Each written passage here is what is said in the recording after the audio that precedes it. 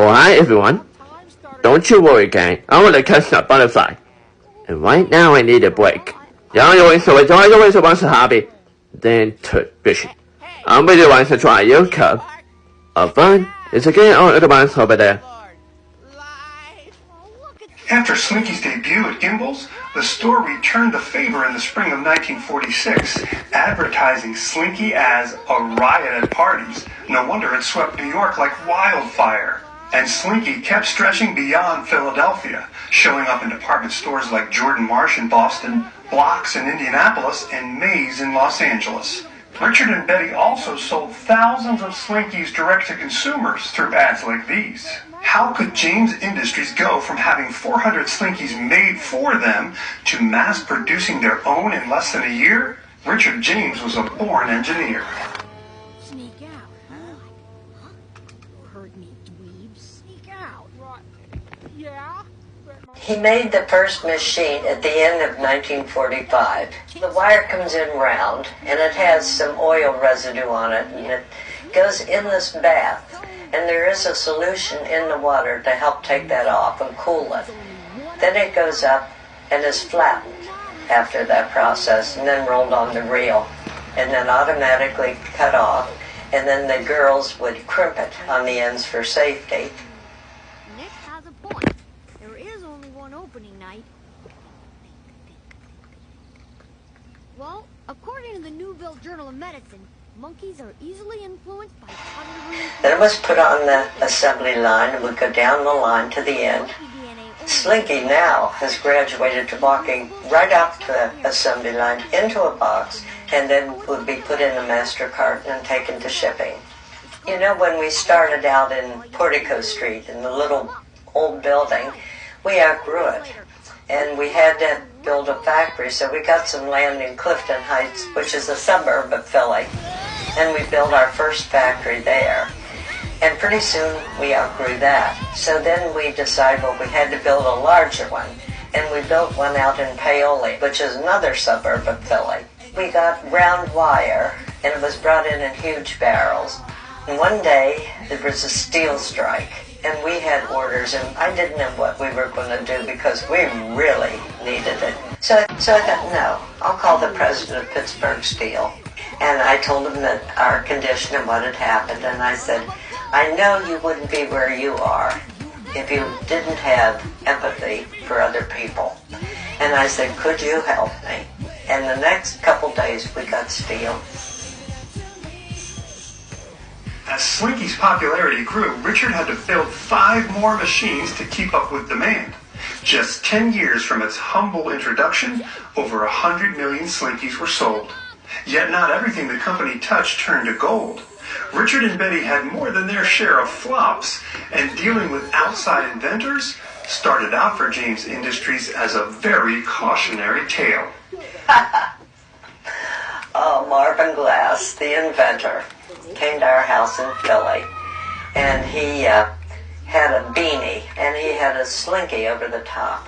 And we paid him, quite a sum for it. I think it was, at that time, $5,000, which sounded enormous to us. That was something that didn't go over. And then we had a man come in one day, and he had these glasses, a Mr. Clark, and it was the silliest thing. I loved them. Then in 1952, a tiny dog came to James Industries. He was just a little yellow fellow, but he sure had a lot of pull. Helen Malsed from Seattle, Washington, had sent in a prototype of a dog, and it was cute. We asked her if she'd get a patent and we would pay her a royalty. And she said yes, so she gave us the full rights to it. The Slinky dog was an immediate hit and led to many other successful pull toys based on Helen's patent, including the Slinky train, Slinky kitten, and a kid favorite, the Slinky caterpillar. Helen's royalties started slow and would only grow over the years. In this article from 1983, she said of her Slinky pull toy patent, I never did sit down to figure out how much I earned from it. I'd get checks for $50,000 and just spend the money.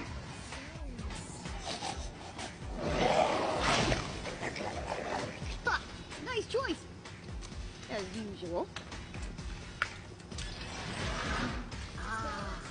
The latest burping soda formula. A guaranteed 1 burp per sip.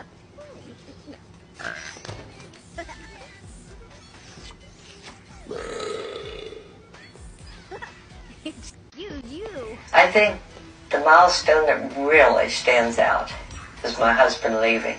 He became involved in a religious cult. And he decided that he was going to go to South America, and he went to Bolivia.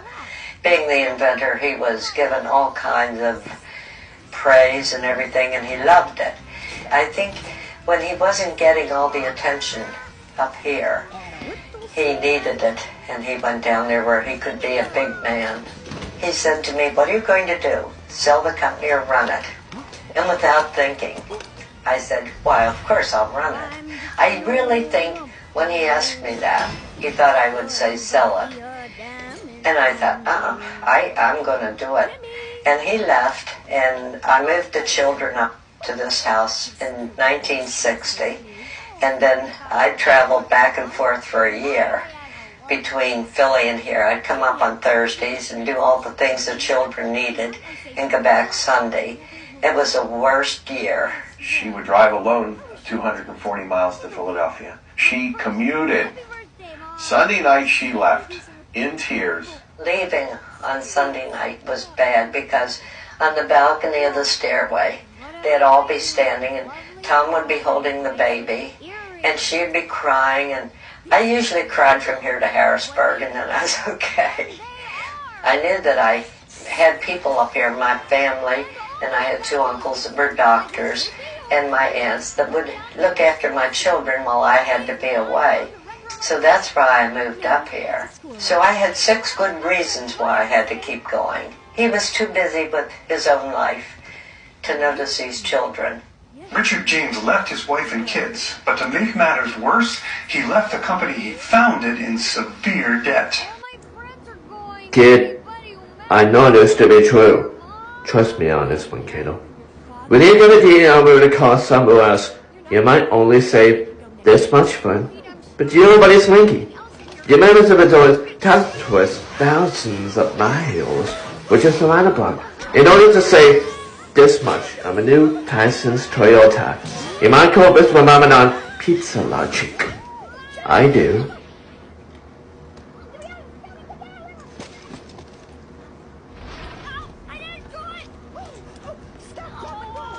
Oh, we were in great debt because he had given so much money to this group and even some of our equipment. And we were almost bankrupt. She had paid for the house up here. She took all that, mortgaged it, bought wire, gambled that television would take off with Slinky the first year that she did it, and darn if it didn't. It was at the time when everybody was having jingles. Mr. King gets rid of dirt and grime and grease in just a minute. Griddle cream, a little apple hey, hey, hey. Green Giant. By this time we had an agency, and Tom Curtin was our man and was with us for over 30 years. And I said, "Tom, could you get a jingle for us?" He contacted these 2 men, and they wrote the jingle. And I got it from them and kept it forever.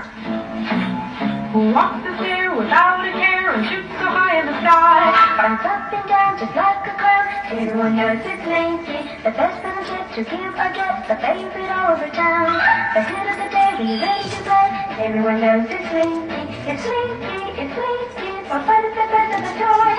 It's Slinky, the favorite of girls and boys.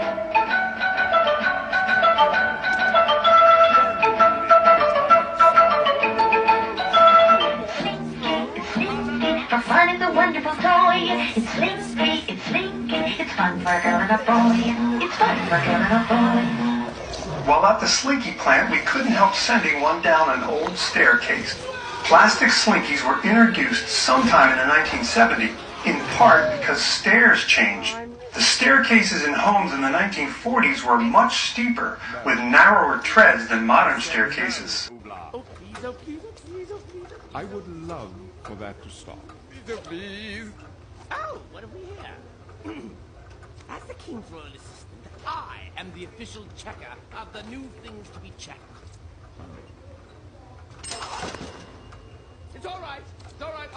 this. Hello! What galaxy are you from? Hoopla! Where is your leader? Hoopla! Stop it. It's toast. Hello, Toast! I greatly admire your ship.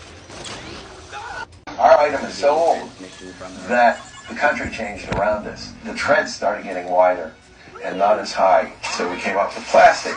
And this thing will take longer steps. You've got an article in front of you, interviewed by Dad, and he says, I was playing on the stairs and I discovered that it went downstairs. So that's my infinitesimal claim to fame. He called and said, did I want to see him? And I was older then, and I said, yeah, I sure do. And we went down and I visited with him. The first time I ever hugged my dad was when he left. And I'll never forget that I did it. And so my kids get hugs every day.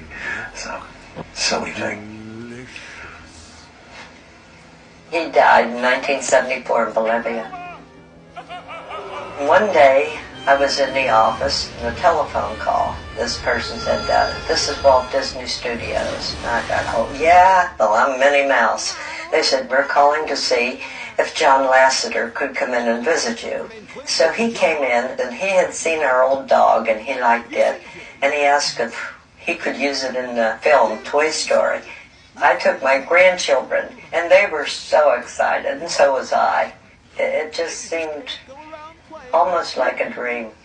We didn't know what was going to happen. This was the first Toy Story, so we didn't know anything about what was going to happen. People started ordering. By the end of the toy show, and I have the book, and it went from 12,000 a week to 24 to 36 to 64 to 100,000 pieces a week we were making. That book just reminds me of how crazy the toy industry is, because it's crazy. After Toy Story became a huge hit, James Industries saw a huge spike in sales and media coverage. Toy Story's release also coincided with Slinky's 50th anniversary, which was celebrated all year long in Hollidaysburg, and with the release of a limited edition gold-plated Slinky. All that buzz meant that the courtiers came calling for Slinky. Barbaric problems call for barbaric solutions. Phone, please. Carl, it's me. Take your permission. Me neither. It turns out, parents don't understand psychology. Tell Sheen to meet us at Retroland in 1 hour. We're sneaking out.